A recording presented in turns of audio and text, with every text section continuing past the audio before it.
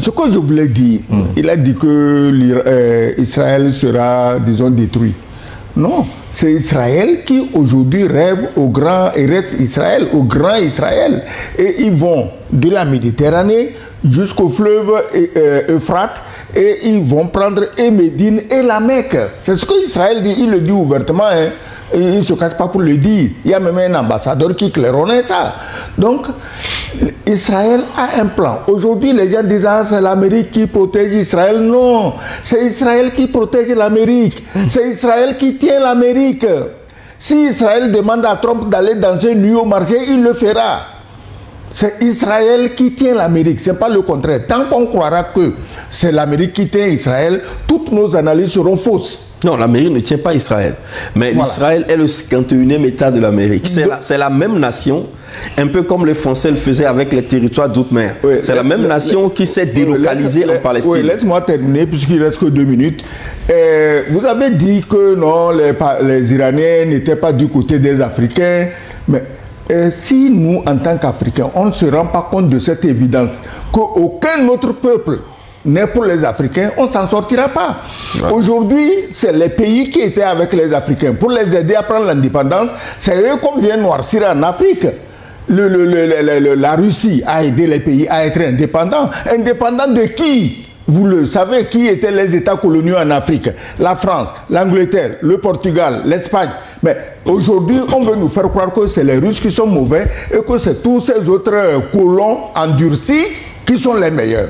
Et les Africains ne sont même pas capables de réfléchir parce qu'il y a des Africains qui suivent cette logique suicidaire et qui suivent ceux qui les ont aidés hier contre, c'est-à-dire qui suivent ceux qui les ont combattus, esclavagisés, colonisés hier contre ceux qui les ont aidés à se libérer.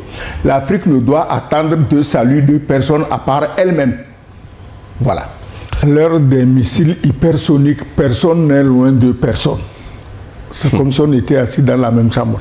Quand quelqu'un à 4, 5, 6 000 km jette un projectile qui en moins de 10 minutes est sur ta tête, donc on n'est pas vraiment aussi éloigné que ça les uns des autres.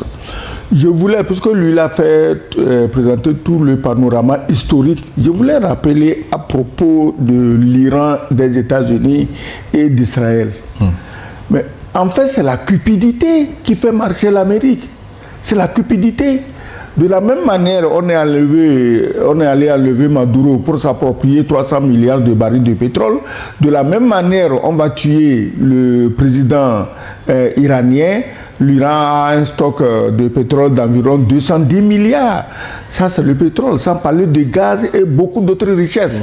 Donc, c'est la cupidité. Parce qu'au départ, aujourd'hui, ils sont là à crier, il faut changer de régime, on va renverser les mollahs. Mais comment les mollahs sont arrivés au pouvoir en Iran? C'est les mêmes Américains, c'est les mêmes Occidentaux. Quand le vieux Ayatollah Khomeini a été pourchassé par le Shah, il s'est caché où? En France, à Neuf-le-Château.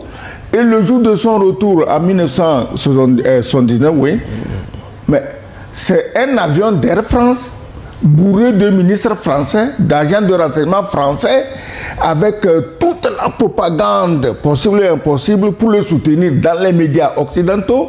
Et c'est comme ça qu'il a atterri à Téhéran et il a pris le pouvoir. C'est les mêmes donc.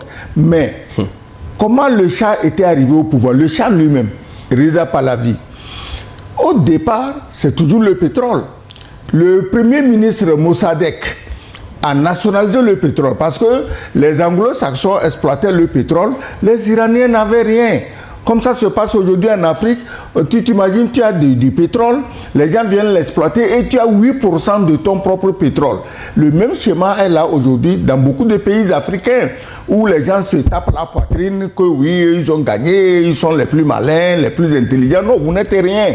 Parce que quand quelqu'un te donne seulement 8% de ta propre richesse, donc Mossadegh est venu, il a nationalisé le pétrole iranien.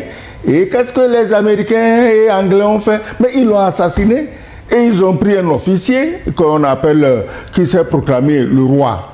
Le Shah d'Iran, le roi des rois d'Iran, et il s'est installé. Alors, quand il s'est installé, qu'est-ce qu'il fait? Tout le pétrole retourne aux anglo-saxons. L'Iran c'est un monde, c'est-à-dire qu'il y a une minorité qui est tellement riche que ça te donne les maux de tête et le reste est dans la galère, comme c'était avant l'arrivée de Mossadegh au pouvoir.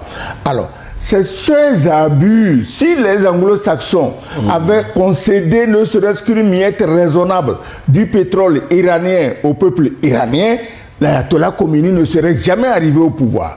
C'est un peuple donc désespéré de se voir si riche et en même temps si misérable comme les Africains aujourd'hui. C'est ce peuple désespéré qui s'est levé et qui a chassé le Shah.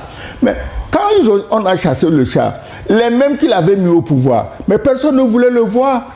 Il s'est d'abord réfugié, je crois, en Égypte. Après, il est parti où? Aujourd'hui, j'entends que... Maurice. Voilà, j'apprends que le fils du Shah, c'est qu'il doit être amnésique, ce fils du Shah, qui demande qu'on change le régime en Iran et il va venir encore être le Shah. Mais ce n'est pas possible, il ne peut plus être le Shah.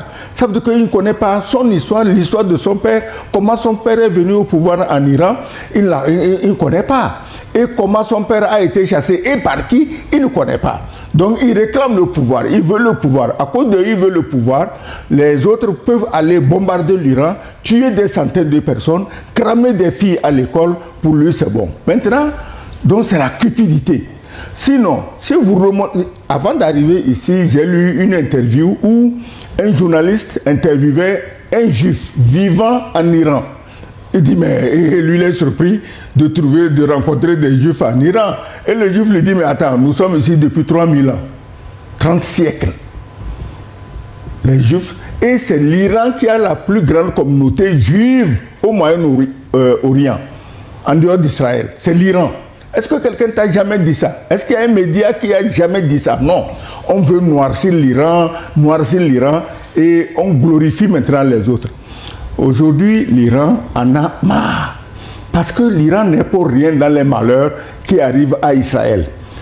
C'est la Deuxième Guerre mondiale, c'est les nazis qui ont massacré les Juifs. La Shoah, c'est les nazis, les Arabes n'étaient pas dedans.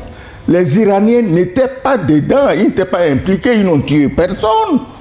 Mais aujourd'hui, c'est les Arabes et les Iraniens qui doivent payer les malheurs infligés aux Juifs par les Allemands et leurs comparses en Europe. Donc moi je crois que si la guerre est là aujourd'hui, pourquoi le monde fait peur? Le monde fait peur parce qu'on ne sait plus finalement qui est allié de qui. Les gens oublient leur propre histoire et ils vont s'attacher à l'opportuniste du moment et ils croient que la vie continue comme ça. Les Américains, mais ils ont promis toutes les protections du monde au monde arabe. Mais regarde ce qui se passe. Les Arabes se ravisent. Ils se disent, mais attendez, c'est quoi cette histoire-là? Vous nous prenez des milliers de milliards de dollars et il y a la guerre, vous concentrez toute votre énergie à défendre Israël et toutes les bombes iraniennes, même les moins modernes, parce que l'Iran, au départ, il envoie les missiles qui ne sont pas les plus sophistiqués. Même les moins sophistiqués, là, ils viennent nous tomber sur la tête.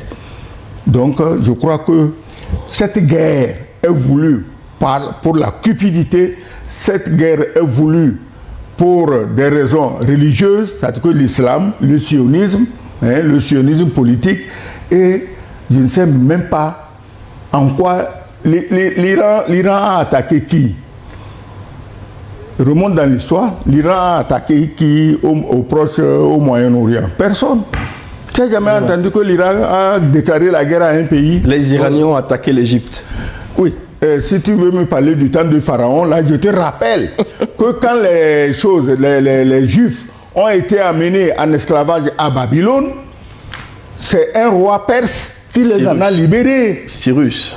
Voilà. S'il faut remonter à l'histoire, mais on va remonter à l'histoire. Donc, ils ont attaqué l'Égypte à une époque qu'on ne peut plus calculer aujourd'hui. Oui, mais Israël aussi se les Achéménides. Des proxys soutenus par l'Iran qui attaqueraient à travers le Hezbollah, les Houthis, etc., etc. Mais bon, voilà. Non, pardon, s'il te plaît, je ne suis pas ici pour dire qui a tort ou qui a raison.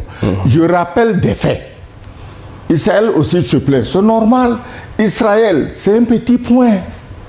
28 000 km², 1 million d'habitants. Effectivement, si moi j'ai cette petite taille-là, engoncée entre des pays aussi vastes que la Syrie, l'Arabie Saoudite, l'Iran, l'Irak, mais il y a de quoi avoir peur. Mais ce n'est pas parce que j'ai peur que si on ne va pas encore attaquer, je me lève le premier pour attaquer. Ma peur n'explique pas tout, ma peur n'excuse pas tout. Il est tout à fait légitime que Israël, se sachant petit, se prépare à se défendre si on l'attaque. Mais il ne peut pas se préparer à attaquer les autres parce qu'il a peur. Parce que tu as compris ce qui se passe actuellement dans la fausse guerre là. Les Américains disent quoi? C'est eux qui ont attaqué l'Iran, quand même, c'est devant nous tous. On a envoyé une armada qui se baladait dans les mers autour de l'Iran, on s'en vantait, on va les soumettre en 2 jours. Et puis quand la guerre éclate maintenant, on veut nous faire croire que c'est plutôt l'Iran qui a attaqué quand même. Nous ne poussons pas le cynisme jusqu'à ce niveau. Et maintenant on dit quoi? Les Américains, tu sais, au moins la démocratie c'est bon. Au Sénat, on se rend compte que Trump et sa bande avaient menti, que l'Iran ne voulait pas attaquer les États-Unis, ce qui est d'ailleurs insensé. Bon, ils disent non, au fait, on a attaqué l'Iran parce qu'il a des armes nucléaires. Mais on a entendu la même chanson avec Saddam Hussein. Comment voulez-vous qu'on vous croie?